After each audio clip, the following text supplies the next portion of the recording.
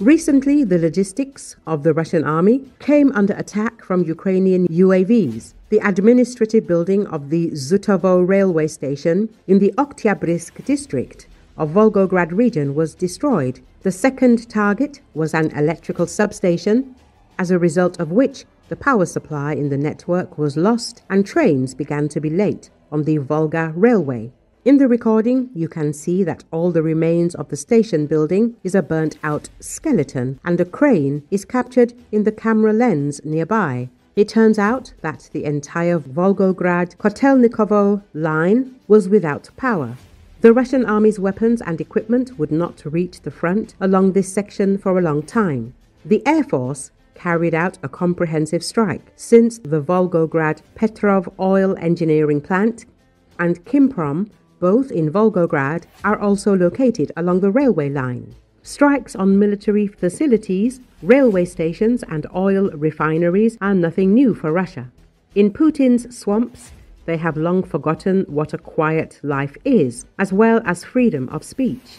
The head of the Center for the Study of Occupations, Petro Andriushchenko, demonstrated in his Telegram channel how the truth about military losses is being hushed up in the Russian Federation. The consequences that Russian Telegram channels avoid publishing because the truth is a little unpleasant, if not scary, Andriushchenko emphasized. Ukrainian forces are increasingly systematically targeting the occupiers' vital logistics.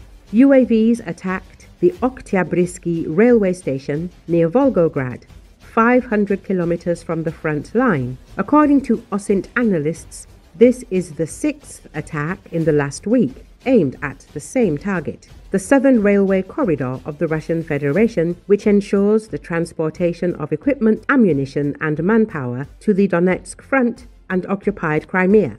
The map shows all the latest drone strikes along the same route, from Volgograd through Rostov-on-Don, Krasnodar, and further in the direction of Crimea. This line is the main railway artery connecting central Russia with the southern theater of military operations. It is along this line that trains go to the occupied Mariupol, Tokmak, Melitopol and Dzhankoy. The disruptions in cargo and military transportation are joined by civilian rail transport, which carries Russians to the south for summer vacations. Thus, all channels for supplying military cargo, including highways, are overloaded. The strikes along this line are not just acts of sabotage, but a strategic campaign to weaken Russian forces in the south.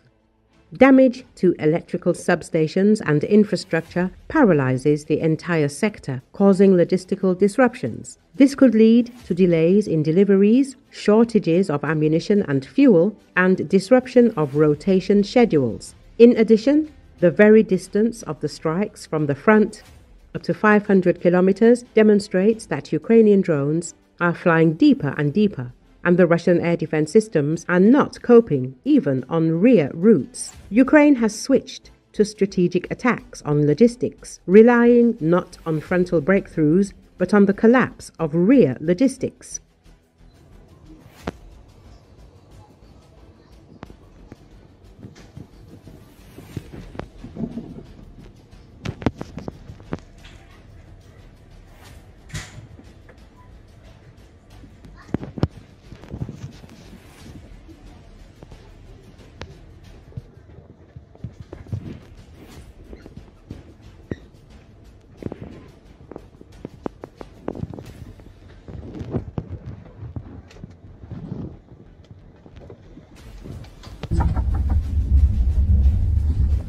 Да-да.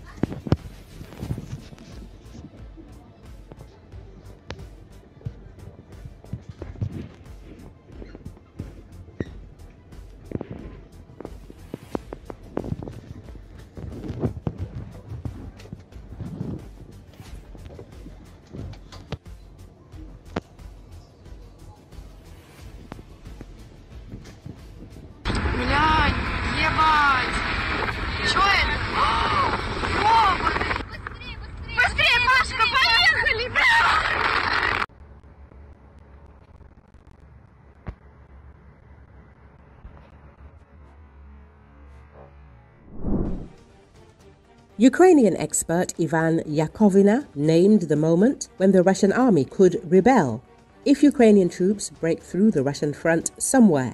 Of course, I understand that it is premature to talk about this now, but the situation at the front is constantly changing, and theoretically, this cannot be ruled out. This could lead to some Russian units disobeying their command, because soldiers and officers in Russia simply hate their leaders, their commanders, and we know this from the huge number of videos, posts and telegram channels that these Russian military themselves run.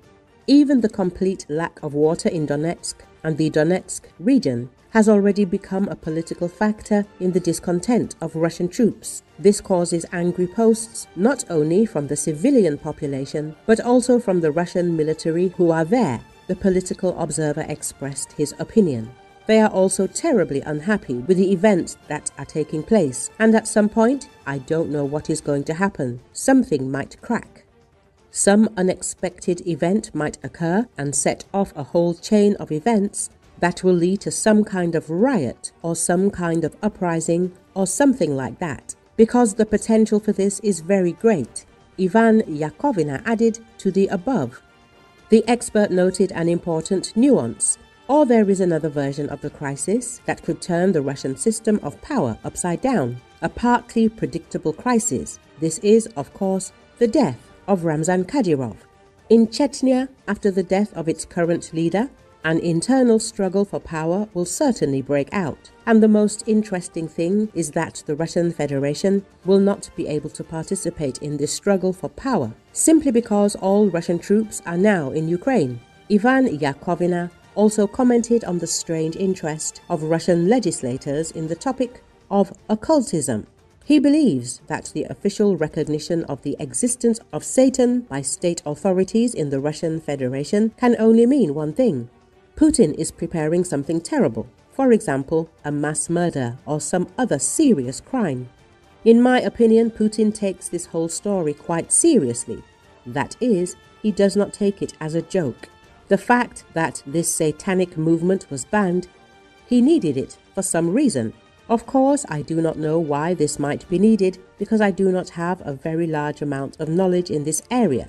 But for Putin, taking into account all sorts of occult things that have long been practiced in the Kremlin and around the Kremlin in general, for Putin, all this is quite serious.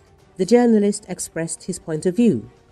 Ivan Yakovina explained in more detail what all this could mean. In short, I assume that Putin is preparing some kind of large-scale mass murder or some other large-scale crime under all this cover. In Russia, it has been the case for a long time that the authorities forbid their people what they themselves really want to do. So they forbid all sorts of foreign words, LGBT, or in this case they forbid Satanism. Why do they forbid it? Because the people can't. The authorities not only can, but they really want it.